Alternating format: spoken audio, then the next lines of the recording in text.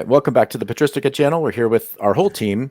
Often it's just Marcus, Jack, and I who are talking with the public about the research of our team. But today we wanted to include one of our team members who's been working with us for a little while now and give everybody out there a chance to get to know him, his background, his research. So without further ado, here's K. Lance Lotharp. Lance, if I can introduce him, he has an interesting background. I don't know if we'll get into all of the details of his career and so on, but he's a master's student in statistics at Columbia University in New York, and he has a bachelor's of science in applied mathematics.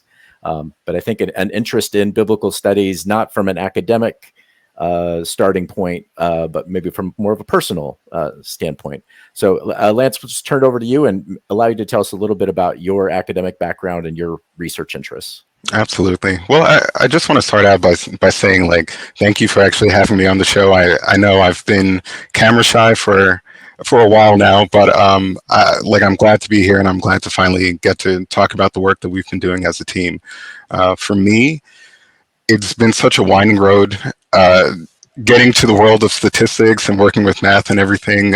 Originally, when I was in university, I was studying the Arabic language, and that eventually morphed into studying computer science until I landed on math, right, through just a bunch of circumstances happening in my life.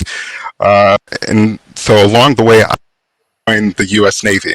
And so I served for a little bit under 10 years, and I worked as a submarine nuclear reactor operator during that time. And so in the course of my training, we went over so many different topics in the sciences in general. So we're talking about the math, the physics, chemistry, engineering principles, even some health related concepts there too.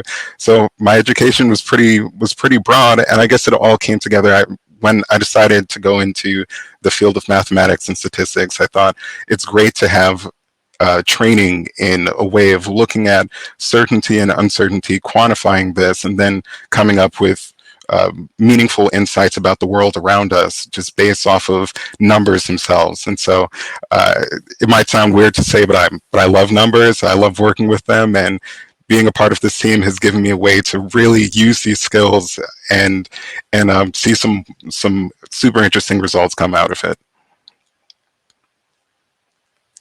Oh, Mark, you're muted. Thank you. We had so many audio issues, by the way, before this episode, so I have to thank the whole team for being so patient with me. But the next question is, how did your collaboration with the group get started, and what inspired you to join the team's research? Here we are, three religious studies people who don't really do math, and I'm really a novice in computer science, even though the group has tended to look to me. But what led you to be interested in the particular research projects that our team was doing? Right. Well, it started with Mark, actually. This was, I want to say, January of 2023. Mark did a presentation on one of, like, a similar channel to Patristica that was all about data science and Marcion's gospel. Well, at this time, I had really started learning about the Gnostic Gospels and everything that's sort of close to Gnosticism. And I didn't know too much about Marcion, which is why I was watching this video in the first place. And here I saw someone who was saying, well, I am interested in data-driven models, open science, open collaboration. Let's talk about these problems in a very modern scientific way that's also quantitative. And hey, I'm open to collaborations. And as someone who was studying math at that time, who knew he was going into a master's program in statistics, I really saw an opening there. And so it did take a while for me to get into contact with Mark. I want to say I saw that in January, but I don't believe that we actually were able to speak until at some point in June, July, it might have been. But shortly after that, then I met Marcus and Jack and got to work with the project. But I should also say, before all of this, like, my interest in religious studies in the first place just comes from my background. So I was raised Baptist, I should say, but my family, we weren't strong Baptists. Maybe I should say that I grew up going to a Baptist church, but my mom's family is from the Caribbean. A lot of Caribbean people are Seventh-day Adventists. So I had some of that background going as well. I'm also ended up marrying an Adventist and attend services at an Adventist church. And for the first 4 or 5 years of my formal education, I went to a Catholic school. And so it was a bunch of different religious influences that were there. But I've always, because of that, I've always had a desire to learn more about the Bible, about Christianity, religion in general. But then also, this might sound weird, but when I was an early teen, I ended up reading the Da Vinci Code. So I know the Da Vinci Code is not a documentary on the early church history, but what it did was really inspire this desire in me to look for truth behind the stories that I'd heard about scripture for my whole life. And so learning about the different languages that were used to write the scripture, what was the transmission history of these texts? And then bigger questions like, well, is Jesus God? What is the Trinity? What about heaven and hell? How do we justify these different concepts there? And it's, especially as a Protestant, it's a hard thing because we're not necessarily looking to church fathers in the same way that I would expect a Catholic to do that. So it's been a whole process of exploration for me, and I'm glad that I get to continue doing that through collaboration with this team. It's cool that you've studied Arabic, and I imagine that's modern Arabic rather than classical Arabic. Well, so yes, it is, but it's also a little bit of a nuanced thing there. So modern standard Arabic is based off of the classical Arabic, which is used in the Quran. So you get a little bit of both. And also Islam is just so baked into the history of the Arabic language that there's no way that you're studying the language without studying the religion and the culture. Yeah, I was just a new book just came out with Brill. I got an email notification about it, but it's looking at the Sinaitic Arabicus Codex and taking it far more seriously, and it has a lot of interesting alignments with the so-called Western tradition, which comes up a lot in the Marcionite readings as it happens. And I know one of Marcus's other PhD students, Mina Monnier, is doing a lot of work on Arabic manuscripts of the New Testament, and which just haven't really been taken seriously. So it's an interesting opportunity. But we're transitioning here from Arabic, which is crucial. All of us here, the rest of us have worked with Syriac texts, a conversation with Latin and Greek texts, so it's very multilingual. You've had this background studying languages, but Greek was a new language to you, right? Particularly classical or post-classical Greek. So can you tell us a little bit about your process of working with a team whose primary language for our data and data sets was in post-classical Greek? It definitely was a learning curve to begin with. So understanding just some of the basics of how Greek sentences are formed in the first place. I know for a while there, just understanding, okay, well, what is the difference between a word and a lemma, for example? So for the viewers and the listeners, it's the difference between, let's say, a root word, let's say jump versus jumping, or jump versus jumped, little things like that, and then understanding the ways that Greek words are conjugated and declined and everything. So it was definitely a process in that way, but it's been I feel that it has added so much to me academically, and even in my own religious life there, just having a better understanding of how is the text underlying these scriptures formulated, and then what kind of insights can we gain from this sort of thing. Greek is a great language to do this sort of analysis, which I'd call stylometric analysis, because it is such a highly inflected language. So a single word contains so much information about who's doing an action,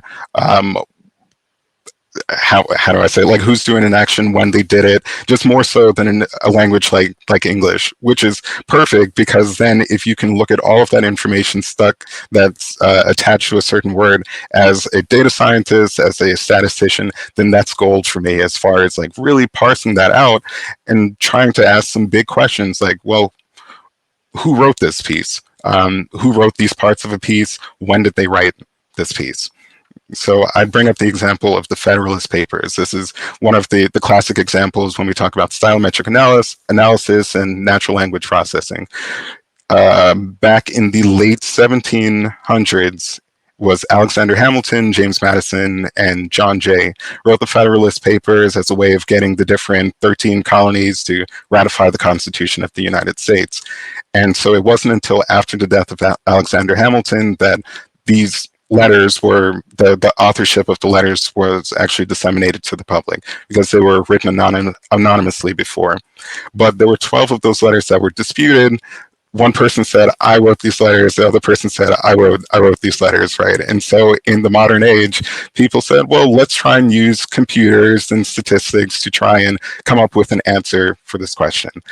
And the same thing was done for the Book of Mormon, right? So it's great in these examples when you have other writings from the authors in question that you can compare to the text that you have that you're trying to discern authorship for. But it's a lot different when we're talking about the biblical texts that we're looking at here, whether it's Marcion's Gospel or the Apostolos, because we're not completely sure who wrote these papers, who wrote these works. We have an idea of who did it, but even then, redaction is a thing, editing is a thing, and so it's a very complicated issue that we've been working through, and hopefully we can get some sort of meaningful insights out of. Not so much saying, I don't know, Publius Supremus wrote this in the year 120, but more so we have an idea that this person, two different people wrote this text, and maybe that a specific text actually shows evidence that there was some editing there, and you can see that at the numbers level, not simply with someone, a human with a very trained eye, just looking at how the style is different between one text and another. That's helpful. Marcus, did you want to chime in on any of this? Of course, for me it was absolute revelation. Of course, I knew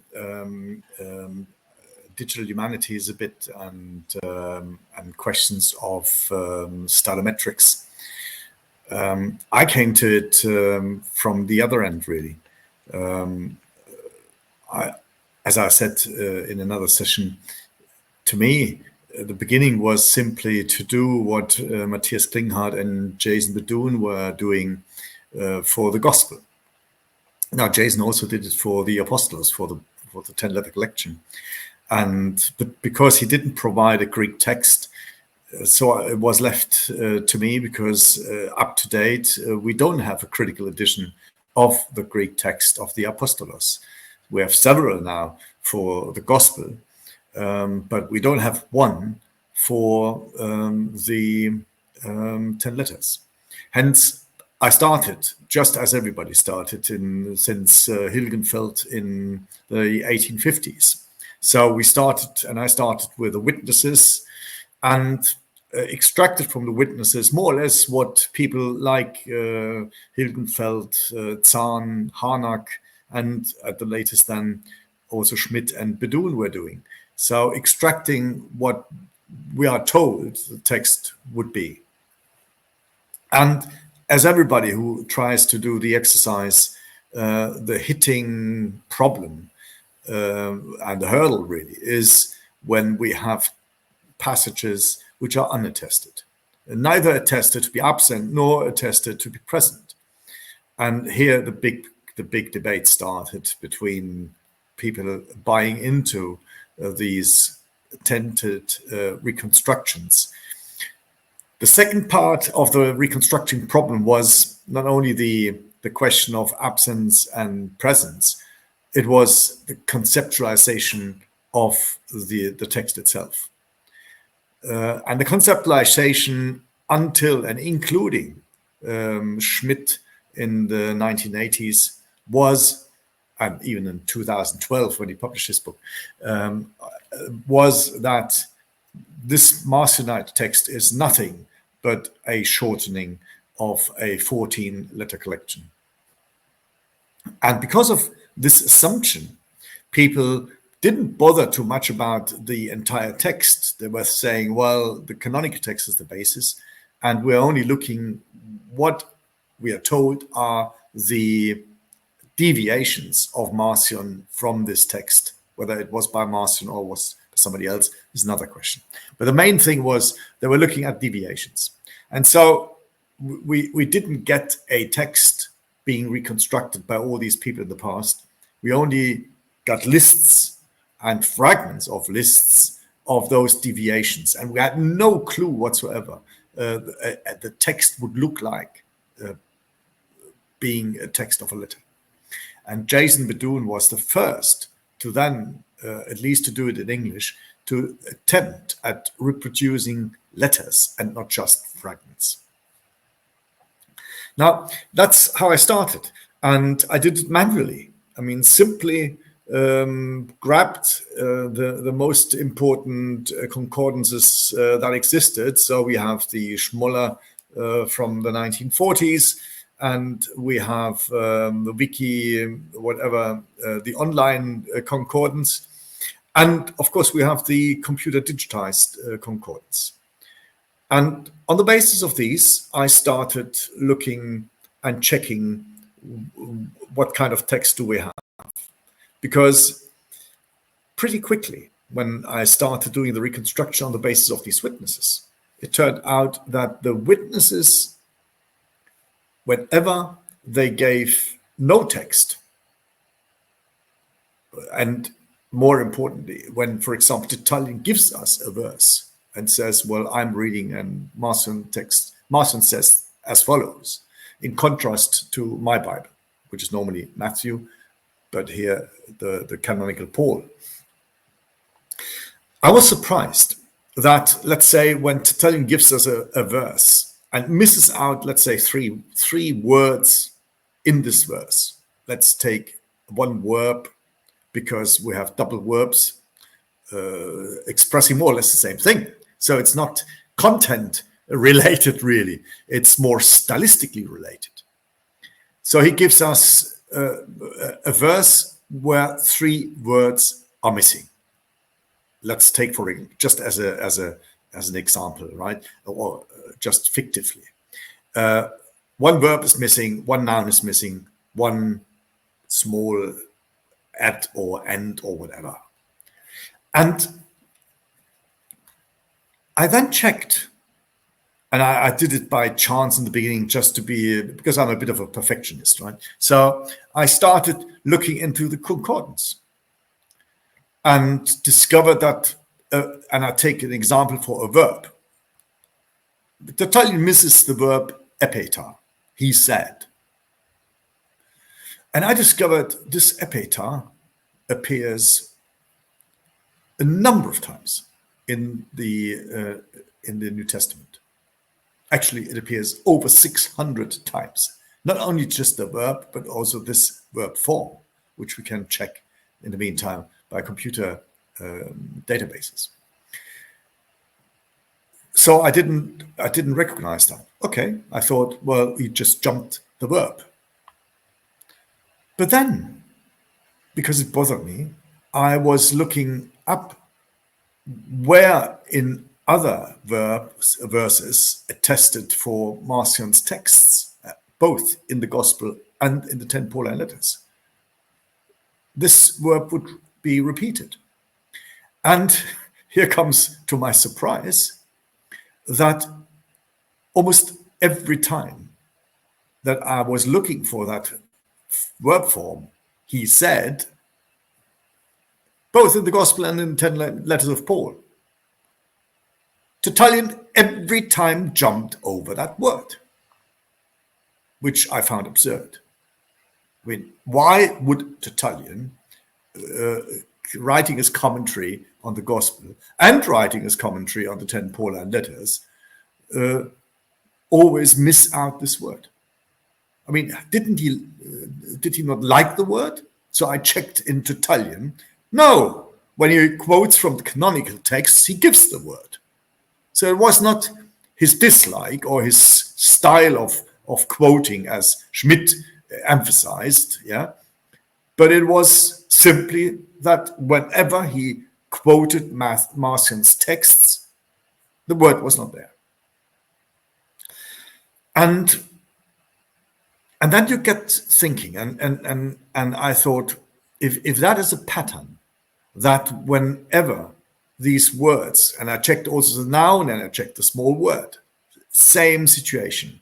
The noun, take just an example, diaconia, is repeatedly present, very present in Marcion, in the canonical Paul as it is in the Gospel.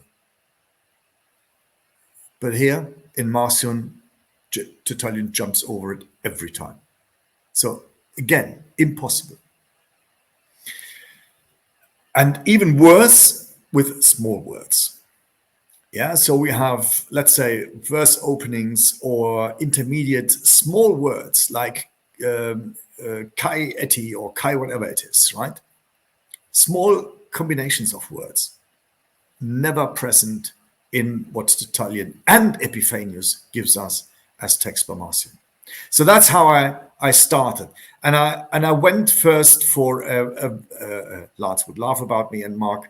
I went just for the most superficial statistic assessment, namely looking at what we call the lemmata, so the individual words.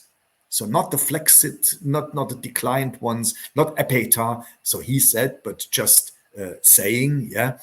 And so I was starting with just the first level. And we have over 5,500 words in the different words in the New Testament.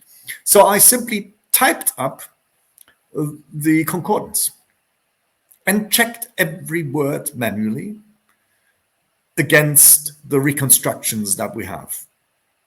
And not just the reconstructions, but mostly for looking only at the certainly attested parts of those reconstructions, so that it's not biased by Klinghardt or Roth or Harnack or Zahn or Hilgenfeld, but it's where they have a consensus that these texts are in the Marcionite texts.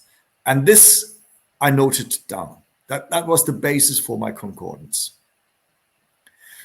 And when I was well through, Mark turned up and Lance turned up, and I discovered I could have done the job which I've done in years. I could have done in days.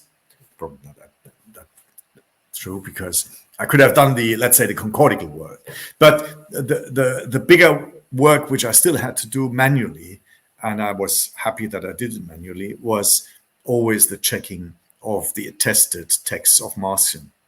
Because what I then quickly discovered is that whenever one of these words, like epeta, just to take the example again, was in the reconstruction, let's say by Roth or by Klinghardt or by Bedun, it turned out, when I was looking at the witnesses themselves, that we had either conflicting witnesses, that, let's say, Tertullian was missing it, Epiphanius gave it. And because it's such an ordinary word, which you have in your head and your ears and your minds, must have been there, most of the time the editors had just placed it into the text, into the Marcionite text. Even when no witness was for the word, it was placed in the reconstructions. And so when you look into the concordance, I just had a nice line back from Matthias Klinghardt. He was saying, when he was looking through the reconstruction, he was saying, it's a pity how often my name appears and how often you have to correct me. And I guess you're mostly right. So this type of sensitivity for lexic and for style and for the missing out of these words, which are reconfirmation that Tertullian gives us a more reliable text than we have ever thought before. So we were so prejudiced or prejudicating from the canonical text that we could not imagine that these texts were missing. And yet we're given a text which is more consistent now than it was ever before. So Lance turned up, Mark turned up, and they were doing this in a very solid and computer statistically based way. So 100 of times I was writing to them, look, can you check out this verse, or can you check out this kind of an expression? How often does it appear when? And we moved from the first level of statistics, which was just the level of lemmata, of individual words, to root words, as Lance was saying before. So we were checking what is the root appearing, and the root is usually the non-declined and non-conjugated part of the word. Yeah. So anai, for example, to be, has, I don't know how many flexible forms. Yeah. And we were then now going into this part and looking for the flexible forms. Yeah. Second, which was an highlighter for me, because I had done the entire reconstruction already with an annotation of this lexicography and of the semantics.